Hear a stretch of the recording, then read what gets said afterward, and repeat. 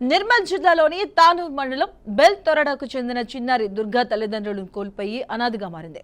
ఆమెకు మంత్రి కోమటిరెడ్డి వెంకటరెడ్డి అండగా నిలిచారు. ప్రతీక్ రెడ్డి ఫౌండేషన్ ద్వారా ₹1,00,000 సాయం చేశారు. ఈ నగదును స్థానిక అధికారుల చేత ఆమెకు అందించారు. చిన్నారి చదువు పూర్తయ్యే వరకు అండగా ఉంటానని భరోసా ఇచ్చారు. బాలికలకు ఇల్లు కూడా సమకూరుస్తానని మంత్రి హామీ ఇవ్వడం జరిగింది.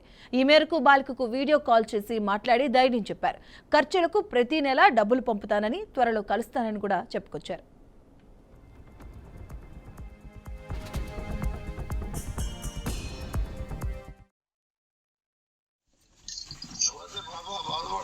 బాధపడకమ్మా, నా బాధ అనిపిస్తుంది. స్కూల్ పోతున్నావా? Yes sir. ఏ స్కూలు? జడ్పీఎస్ఎస్. ఏమైంది మీ అమ్మకి? ఏమైంది? ఏమైనా చనిపోయింది సార్, తాగి చనిపోయింది. సరే, నేను బాధపడకు. మీ నాయన కూడా లేడు కదా, ఇప్పుడు పైసలు పంపించిన బ్యాంకులు వేసుకో.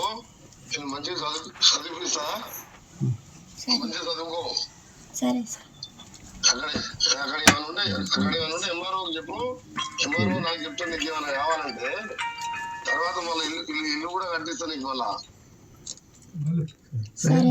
ఇల్లు కట్టిస్తాను, ధైర్యంగా ఉండు.